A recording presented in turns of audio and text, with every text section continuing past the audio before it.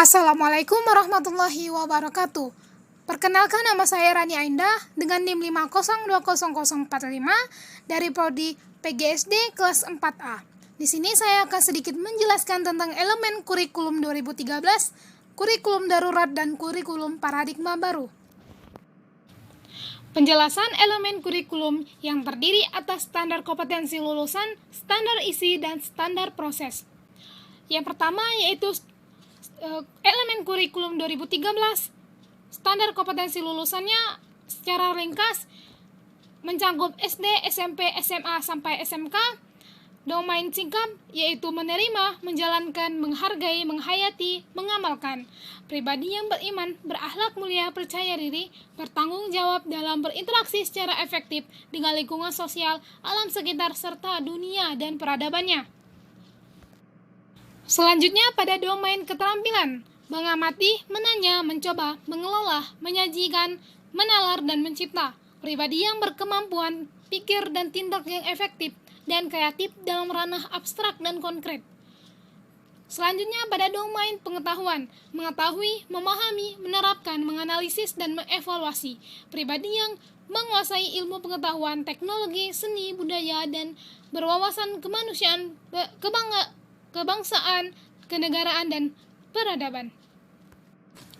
Yang kedua yaitu standar isi. Menurut Permendikbud nomor 64 tahun 2013, standar isi adalah kriteria mengenai ruang lingkup materi dan tingkat kompetensi untuk mencapai kompetensi lulusan pada jenjang dan jenis pendidikan tertentu. Perubahan pada materi pembelajaran dikembangkan berbasis kompetensi sehingga memenuhi aspek kesesuaian dan kecangkupan, kemudian mengkomodasi konten lokal, nasional, dan internasional. Elemen kompetensi lulusan pada deskripsi SD, SMP, SMA, SMK, adanya peningkatan dan keseimbangan soft skill dan hard skill yang meliputi aspek kompetensi sikap, keterampilan, dan pengetahuan. Elemen kedudukan mata pelajaran, isi, deskripsi SD, SMP, SMA, SMK.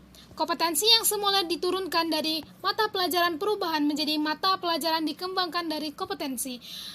Elemen pendekatan isi, deskripsi SD, SMP, SMA, SMK, kompetensi dikembangkan melalui tematik terpadu dalam semua mata pelajaran untuk SD, mata pelajaran untuk SMP, mata pelajaran untuk SMA, dan untuk SMK adalah vokasional.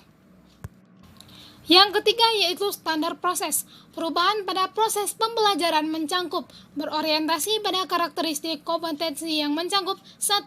Sikap, menerima, menjalankan, menghargai, menghayati, dan mengamalkan. Yang kedua yaitu keterampilan, mengamati, menanya, mencoba, menalar, menyajikan, mencipta. Yang ketiga yaitu pengetahuan, mengetahui, memahami, menerapkan, menganalisis, mengevaluasi, dan mencipta. B. Menggunakan pendekatan saintifik karena karakteristik kompetensi sesuai jenjang. Untuk SD, tematik terpadu. Untuk SMP, tematik terpadu untuk IPA dan IPS, serta mapel untuk SMA, tematik dan mapel atau mata pelajaran. Mengutamakan discovery learning dan project based learning. Yang selanjutnya yaitu elemen kurikulum darurat. Untuk standar kompetensi lulusan SKL menurut Peraturan Menteri Pendidikan dan Kebudayaan Nomor 20 Tahun 2016, standar kompetensi lulusan SKL adalah kriteria mengenai kualifikasi kemampuan lulusan yang mencangkup sikap, pengetahuan, dan keterampilan. Ruang belajar dipindahkan di rumah siswa.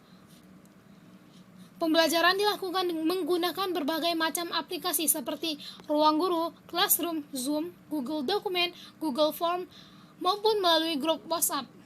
Jaringan internet yang belum rata di pelosok negeri menyebabkan tidak semua daerah dapat menikmati internet.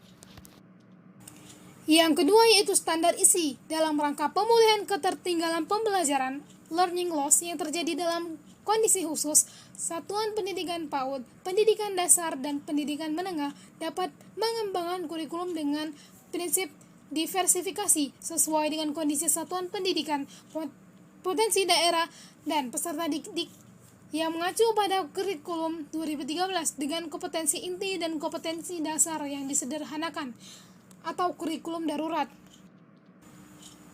Yang ketiga yaitu standar proses. Dalam pelaksanaan pembelajaran, satuan pendidikan tetap dapat menggunakan perangkat ajar berupa buku teks belajar yang sudah digunakan pada kurikulum 2013 dengan cara memilih materi yang sesuai dengan kompetensi yang digunakan pada kurikulum 2013 yang disederhanakan. Selanjutnya yaitu elemen kurikulum paradigma baru. Yang pertama, standar kompetensi lulusan. Elemen kurikulum paradigma baru. Standar kompetensi lulusan dirumuskan berdasarkan A. Tujuan pendidikan nasional. B. Tingkat pengembangan peserta didik. C. Kerangka kualifikasi nasional Indonesia. Dan D. Jalur jenjang dan jenis pendidikan. Standar kompetensi lulusan terdiri atas A. Standar kompetensi lulusan pada pendidikan anak usia dini. B. Standar kompetensi lulusan pada jenjang pendidikan dasar. Dan C. Standar kompetensi lulusan pada jenjang pendidik menengah. Yang kedua yaitu pembelajaran berbasis proyek untuk mengembangkan soft skill dan karakter sesuai dengan profil pelajar Pancasila. Fokus pada materi esensial sehingga ada waktu cukup untuk pembelajaran yang mendalam bagi kompetensi dasar seperti literasi dan numerasi. Fleksibilitas bagi guru untuk melakukan pembelajaran yang terdiferensiasi sesuai dengan kemampuan peserta didik dan melakukan penyesuaian dengan konteks dan muatan lokal. Dan yang ketiga yaitu standar proses. Kurikulum Merdeka terbuka untuk digunakan seluruh satuan pendidikan PAUD, SD, SMP, SMA, SMK, pendidikan khusus dan setara. Satuan pendidikan menentukan pilihan berdasarkan angket kesiapan implementasi kurikulum Merdeka yang mengukur kesiapan guru, tenaga kependidikan dan satuan pendidikan dalam mengembangkan kurikulum. Pilihan yang paling sesuai mengacu pada kesiapan satuan pendidikan. Implementasi kurikulum Merdeka semakin efektif jika makin sesuai kebutuhan. Terima kasih, mungkin itulah yang dapat saya sampaikan. Mohon maaf jika saya terdapat banyak kesalahan dan kepada Allah saya mohon maaf ampun. Saya akhiri, wassalamualaikum warahmatullahi wabarakatuh.